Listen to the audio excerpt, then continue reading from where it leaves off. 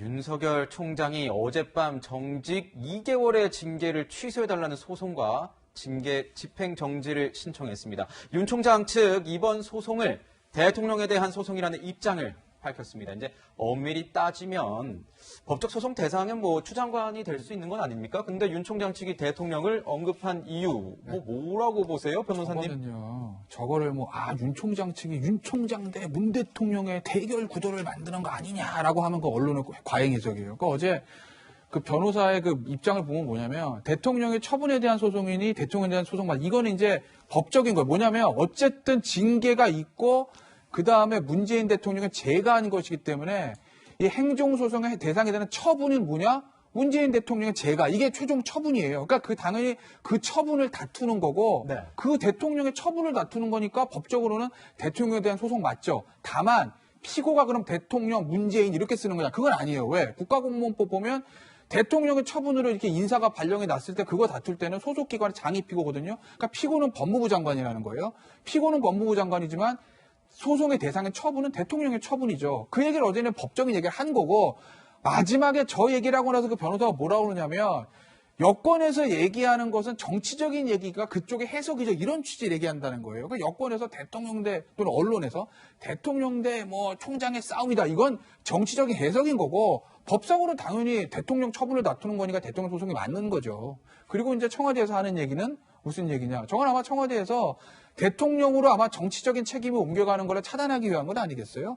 피고는 대통령이 아니라 법무부 장관이다. 이렇게 얘기하는 거가 양쪽 다 법적인 얘기를 하는 거죠. 네, 이번 소송이 이제 문 대통령과 윤 총장의 대결 구도로 흘러가는 것에 대한 여러 가지 해석들이 많이 나오고 있는 건 사실이잖아요. 청와대 입장에서는 좀 부담스럽지 않겠습니까? 예.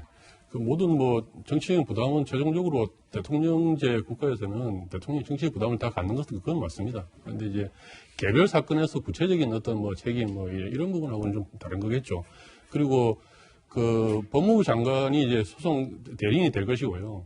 심지어는 이제 국가를 향한 소송에는 대리인이 법무부 장관이 하게 돼 있습니다. 그래서 이제 대통령이 행정 수반으로서의 지위 또는 국가 원수의 지위가 있기 때문에 모든 개별 사건에서 개별적으로 이렇게 다투는데 이렇게 나서는 모습 이거는 이제 보기가 국가적으로 봐서 보기 좋지 않은 겁니다. 이제 그런 측면에서 이렇게 청와대에서 하는 이야기로 해석하고 있습니다. 네, 여권에서는 임명권자에 맞설 거냐, 윤 총장 거취에 대해서 정해라 이렇게 압박을 하고 있습니다. 들어보겠습니다.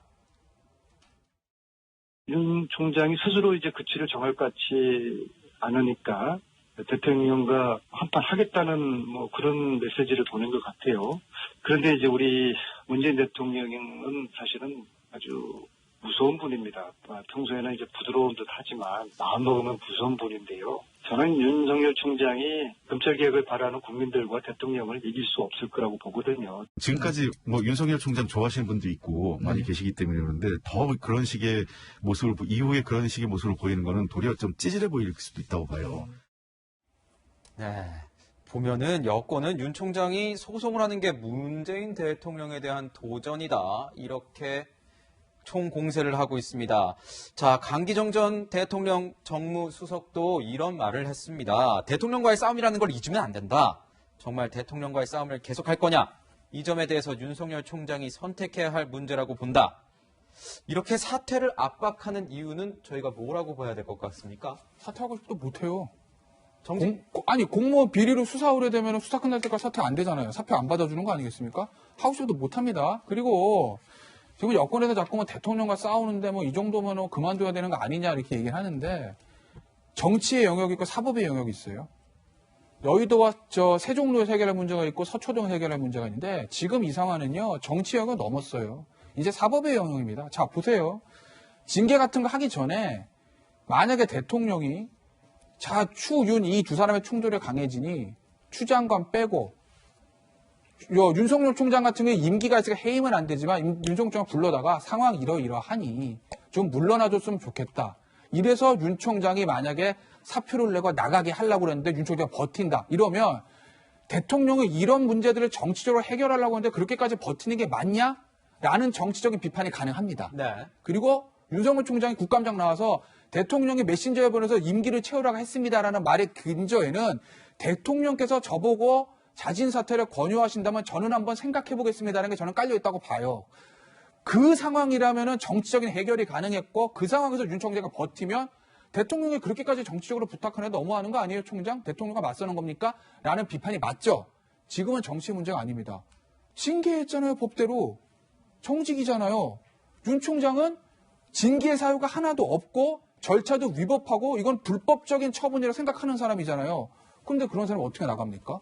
이건 법적인 영역으로 넘어왔는데 이젠 정치 영역이 아니에요. 이제 사법의 영역이에요. 그러니 윤 총장은 법적 대응을 선택을 한 거고 여기에 대해서 대통령과 맞서는 거 아니냐는 비판은 저는 온당한 비판은 아니라고 봅니다. 자, 대변인님은 어떻게 보십니까? 여권에서의 압박. 예. 만약에 이런 절차가 진행되기 전에 대통령이 먼저 나섰다라고 하면은 아마 지금보다 훨씬 더 심한 야권이나 여론의 비판을 받았을 겁니다. 아직도 제왕적 대통령인 줄 아냐. 임기를 보장 공무원을 임명했으면 임기를 보장해줘야지. 이런 비슷한 이야기가 많이 나왔을 겁니다. 그래서 그리고 워낙 문 대통령의 어떤 철학 자체가 본인이 임명한 공무원이 그 부서에서 또 부서 간에 어떤 충돌이 있으면 그 안에 국가의 제도와 시스템이 있으니까 이 안에서 해결되기를 바라고 기다리는 이런 입장이었습니다. 그래서 이제 그걸 끝까지 유지하신 거고요.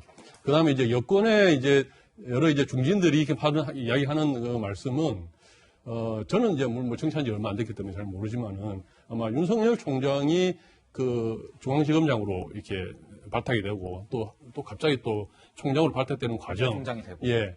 이런 과정을 아마 옆에서 지켜보고 봤을 때 아마 문재인 대통령이 이제 임명권자로서 아마 이렇게 정말 한직에 있던 그리고 좀 나이도 좀 많지 않습니까? 늦게 입문했기 때문에 이런 사람을 아주 요직으로 발탁하는 과정에서 대통령의 어떤 신임, 믿음 이런 것을 다 지켜봤기 때문에 어떻게 보면 그런 어떤 인간적인 그런 면에서 이제 대통령과 맞서는 대통령의 어떤 제가 하는 난 처분입니다. 이 처분은 물론 이제 법무장관이 이제 대리하는 것이지만 이렇게까지 할 필요가 있느냐 이렇게 이야기를 한 것이고 또 한 측면은 추미애 장관과 윤석열 총장 두 분 다 이제 대통령이 임명한 사람이고 고위공무원이지 않습니까? 네. 어쨌든 이런 국민들이 보기에 좀 이렇게 낯뜨거운 이런 충돌을 보였다 그러면은 그것이 본인의 주장의 정당성을 떠나서 추미애 장관도 본인의 정당성을 SNS에 이야기하고 아무 말도 하지 않지 않습니까? 예, 그렇게 이야기를 하고 사태로서 정리하는 것이 좋지 않느냐 이제 이런 의사를 표현한 것이죠. 물론 그것이 법 절차적으로 어떠냐 이런 부분을 떠나서 하는 이야기였습니다. 네.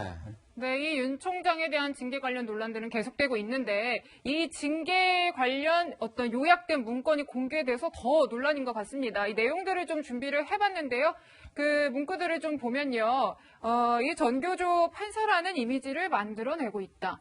혹은 국정원 댓글 수사하던 과거의 윤 총장은 안 그랬을 것이다. 이런 내용들이 담겼는데 이걸 두고 이제 추정적인 표현들이 좀 많지 않냐 이런 이제 논란이 일고 있어요. 보시기에 법조인이시잖아요. 이런 문장, 이런 논리에 의한 이 징계 문건 어떻게 좀 보세요? 하나 진짜 묻고 싶은 게 징계위원 중에서 신성측 부장은 의견을 안 했다고 하니까 이용구 차관 부장판사 출신이잖아요.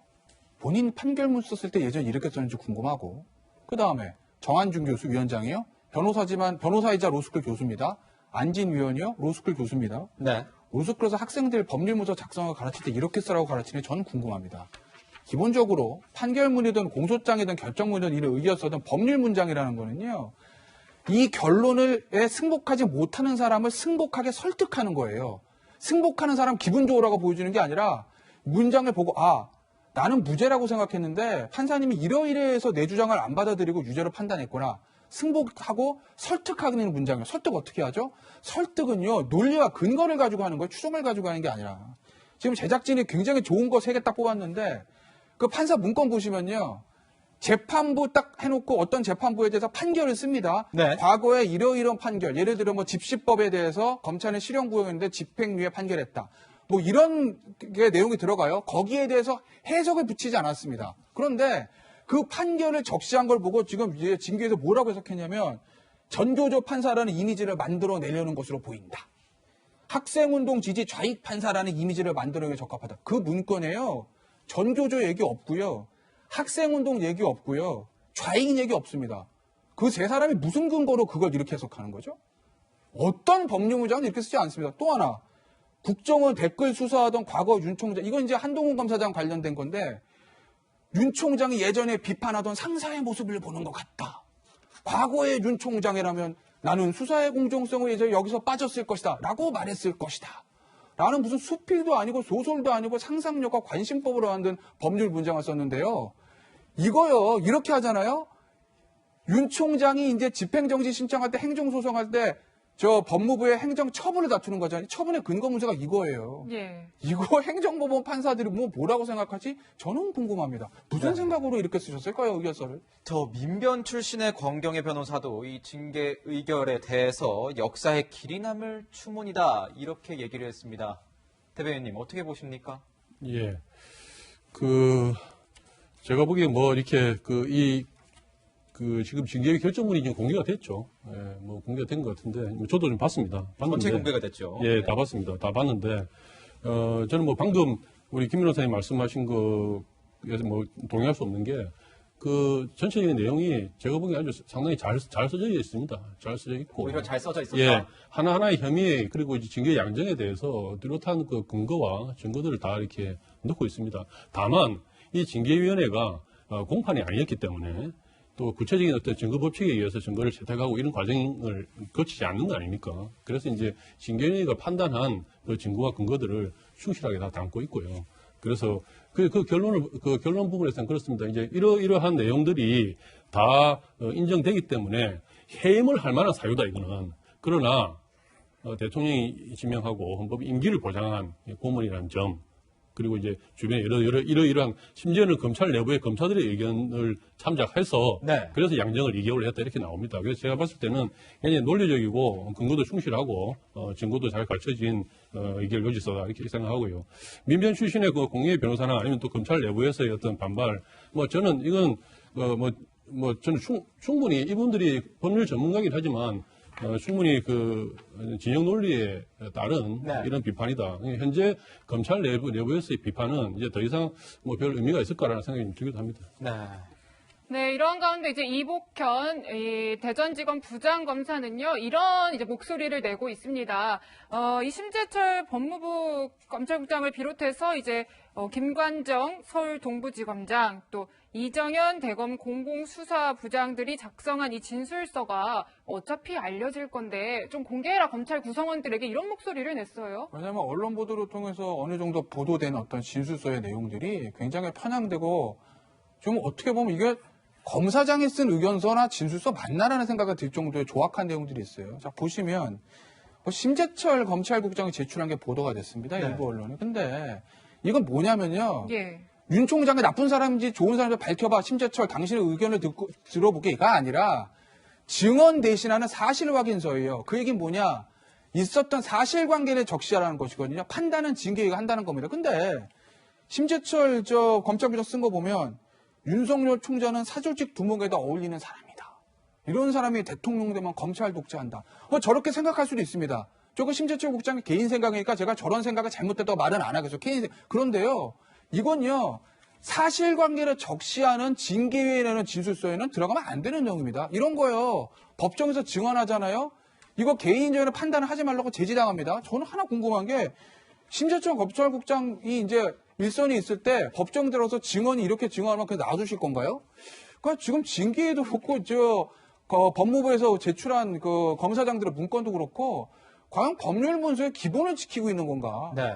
이게 그냥 일반인으로서 당신 생각을 써봐. 하고 싶은 대로 써봐. 이게 아니라 법적인 요건을 갖춰서 나름대로 근거에 남는 진술서와 어떤 의견서를 쓰는 건데 과연 법률 문장의 기본을 지키고 있는 저는 의심스럽습니다. 그러니 이복현 부장이 도대체 무슨 내용을 하는지 한번 봅시다. 공개 좀 해보십시오. 어차피 법정 가면 공개될 거라고 얘기를 하고 있는 거죠. 네, 대변인도 짧게 한번 좀 부탁드리겠습니다. 예, 먼저 이복현 부장검사는 이제 자주 이제 이 프로세스에 등장하시는 분이고 저분이 글을 쓰면 언론이 참 크게 받아줍니다. 그런데 지금 이제 절차가 진행 중이지 않습니까? 그리고 이제 법률가이고 이제 공직에 계신 분이 진행되는 절차, 행정소송이 이제 제기가 됐어요. 그러면 이제 그 재판의 결과를 지켜보는 것이 옳다 이런 생각을 하고 있습니다. 그리고 네.